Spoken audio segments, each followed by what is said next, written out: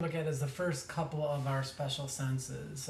Again, these ones not going to go super deep into what we have going on here. These are pretty basic chemoreceptors. Again, I don't want to get super crazy deep on these ones. The physiology that we'll see on the vision as well as the vestibular and hearing senses are going to be much deeper than this. Just kind of the basics, kiddie pool depth, I would say, on these ones. But really, we're looking at how our special senses are working to help us understand what's going on in our world. So special senses, these are the senses that have specialized organs generally found within the head in order to deal with some of the more of these complex senses. So what we're going to work on in this first one is really going to be talking about smell and olfactory organs as well as taste within the taste buds. We will then kind of do some separate shows looking at hearing, equilibrium, and sight. So if we're looking at olfaction and gustation, or taste and smell, or smell and taste respectively, olfaction would be smell, gustation would be taste. Both of these are similar in nature in that they are both chemoreceptors, are both looking at chemicals dissolved in an aqueous solution. Obviously with gustation, that is going to be saliva, and you might kind of go with smell. What is it dissolved in? It's going to be water vapor and the mucus within your nasal cavity. So olfaction is that sense of smell. It's looking at these molecules called odorants. They got real fancy on the name here. Going to different receptors within these ones. There's going to be small microvilli that go out there.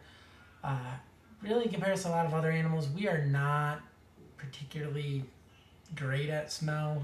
It's not one of our stronger senses. In reality, if you look at sight, is probably the one we are most dependent upon as humans. But we definitely have the ability to detect different types of smells, just not nearly at the level of, say, a dog or like a bloodhound or something else like that.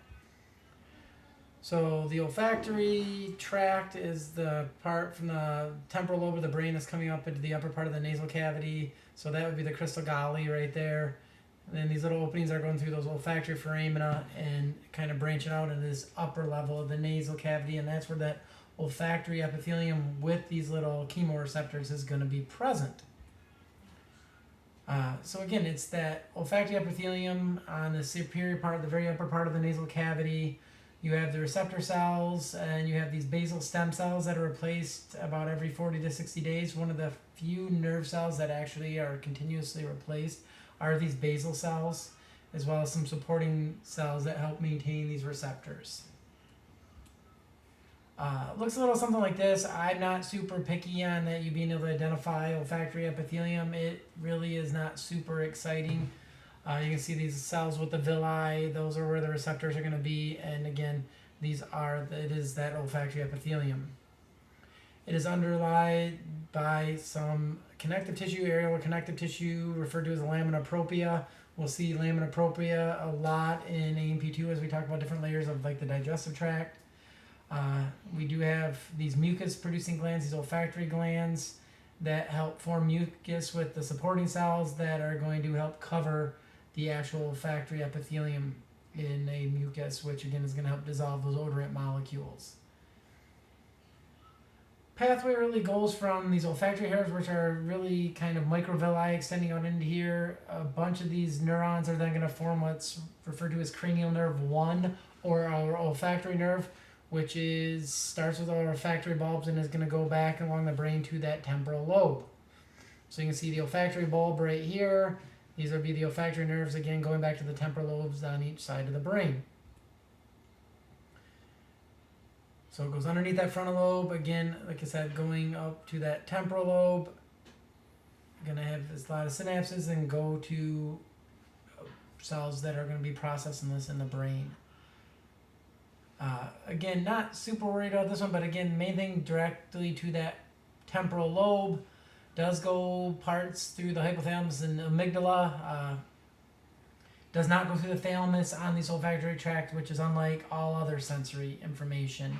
A lot of times we refer to this one being a little bit more primal in that it's connected to those older parts of the brain that you see pretty consistently through most species. That hypothalamus, the amygdala, and our sense of smell is much more connected to those than a lot of the other senses. So again, you can see these odor molecules, these olfactory hairs with these olfactory epithelial, these receptor cells. It is going to take that information up to a synapse in the olfactory bulb, and that is where we're going to decide, does it reach threshold, send a message back to the brain, and you might be smelling your coffee in the morning. Generally, deeper breathing is going to help with this, so the more you kind of take air up into the upper part of the nasal cavity is going to help with this. We do have certain molecules that help bind these odorants called odorant binding proteins that are going to help these attach to those olfactory hair receptors and bring about this signaling. Doesn't take a lot of molecules to trigger one of these to fire. Again, it's going to open up ion channels, and that upstream cell, if it is reaching threshold, it will initiate an action potential, which will take that back, like I said, along that pathway down the olfactory nerve to the part of the cerebral cortexes that need to deal with this. So to the hypothalamus, to the amygdala, as well as the cerebral cortex and the temporal lobe to have conscious awareness of what we are smelling. Again, this one does go undergo adaptation rather quickly. That's part of the reason a lot of times you can't smell your own body odor, is we are very good at adapting to smells and not smelling them unless the signal gets stronger or it's a new signal. Sense of taste or gustation is in a lot of ways very similar to the sense of smell. Again, these are tastants now, not odorants. But again, these are chemicals dissolved in solution that are binding to these chemoreceptors. Within taste, these are taste buds found on the papilla, sides of the papilla in the tongue. We do have also mechanoreceptors and thermoreceptors present on the tongue that are going to help with texture and temperature. But again, taste is going to be with these taste buds, and again, it's a chemoreceptor. So you can see here, this would be a papilla. This is on the surface of the tongue. You can see there's these little crypts on each side, and these little lighter structures along the side here. Those are going to be the taste buds. That is going to house those little microvilli containing cells that have what are called, it's a microvilli technically, but they call them a taste hair. They say a lot of hair cells and a lot of this stuff here, but they call it a taste hair, and that is where those different chemoreceptors necessary for the taste are going to be found. These are found on certain types of papilla, but not all of them. So definitely on these valley papilla. You would not see them on what are called they're more spiky. They're called filiform papilla. But papilla are all over the surface of the tongue, on that top side of the tongue. These help move the food around, help detect texture. Filiform, again, do not have any taste buds. Fungiform, more mushroom shaped, again, don't have a ton of taste buds, but do have some. It's really going to be these vallate papilla that are the least numerous and are more towards the posterior part of the tongue. This is where most of your taste buds are going to be housed.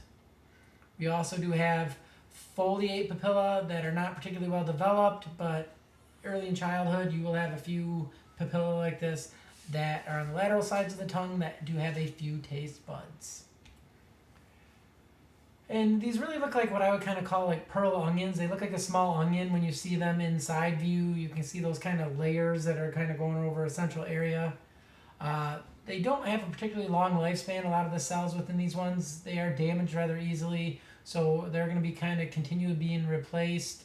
The basal cells of these taste buds are going to be what are going to do that. As you age, you tend to not have as strong a taste buds, and your sensation is not going to be quite as good as you get older. So you can see this taste bud right here, kind of that onion shape to it. See how there's layers going around that central area. And you have this little opening on the end of taste pore, and that's where there's going to be these little taste hairs or microvilli that are going to be going in this opening with these different receptors for the different tastants. And this shows you some of those different types of papilla. Again, not super worried that you know all the different types of papilla. Know what a papilla is. Know where the taste buds would be housed on them, but I'm not going to give you a picture of the tongue and say, where would you find the filiform papilla versus the fungiform papilla? But again, this shows you a more cartoon version of that taste bud. You can kind of see the onion look to it here, but you can see there's this little opening here where you have these microvilli or taste hairs that are going out into this opening that are going to be sampling what is ever in that solution. And again, these are a type of neuroepithelial cell. They have chemoreceptors on them. It's really kind of like the dendrites with these microvilli that are, these microvilli are serving as kind of dendrites of these receptor cells. That is where those receptors are for receiving these different tastes. And again, it's these tastants, these taste-producing molecules that dissolve in the saliva and are going to stimulate different receptors on the surface of the tongue here at these taste buds. These are then going to be combining these different nerves here in the tongue. They are going to synapse with a couple different of your cranial nerves, the facial and what is known also as the glossopharyngeal nerve. These are the two different nerves that are going to be dealing with taste information coming back from the tongue. They're going to go up through the medulla to the thalamus and then go to the gustatory cortex, which is actually in an area underneath the temporal lobe called the insula. And again, we'll see all this in AMP2 when we look at the brain structure, but that's where it's going to in the brain. They talk about there being 5 basic taste sensations. There really is more than that. We do have receptors for spoiled flavors. It's going to be more than these basic 5. They keep finding more and more types of this. Umami was a more recent one. That's kind of that savory or meaty flavor. That wasn't identified until probably the 80s. And again, they continue are finding some newer ones here that are not just these 5 basic types. But certain sweet compounds are certain organic compounds are as sweet. We do have these different ions like sodium ions, potassium ions that we will actually directly diffuse into these cells and cause a change in the threshold. Same thing with sour ones here. Those hydrogen ions going in or out, and these can trigger nerve impulses, and that is our salty and sour type ones here. Certain alkaloids are going to be bitter. Generally, those tend to be acquired tastes. Most people, when they're first tasting something bitter, it's very rarely something that people are going to like right away. Capsaicin, which is the main thing in spicy foods, is it actually binds to pain receptors and triggers pain receptors in the tongue.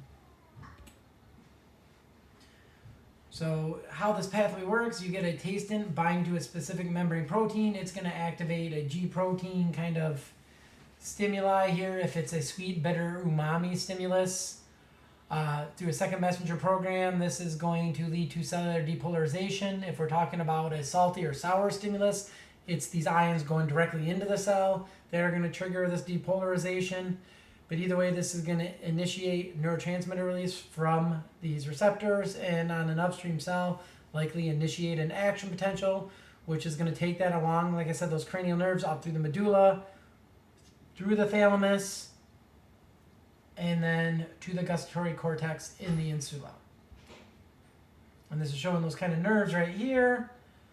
And again, walking you through the pathway on this one, where those nerves are traveling and how they go up to the thalamus. Again, these two are closely linked. A lot of times, sense of smell has a very big ability to influence sense of taste. This is part of the reason if you have a stuffy nose or it's really cold or really dry air, a lot of times you will not taste food as well. Again, a lot of interaction between these two. So that is really all we're doing with the taste and smell. Again, just understanding the basics of them and what's going on there, knowing that they're chemoreceptors, understanding the basic receptors that are within this, and kind of some of that basic pathway ideas. What we'll be working on for the rest of these shows is looking at these a little bit more complex special senses. So hearing, vestibular senses, and sight. All these ones, like I said, the physiology is a lot more, it's a lot deeper. So that's what we'll be looking at for the rest of these ones. And once we're done with those, we are done for the semester with new material. So I will talk to you next time.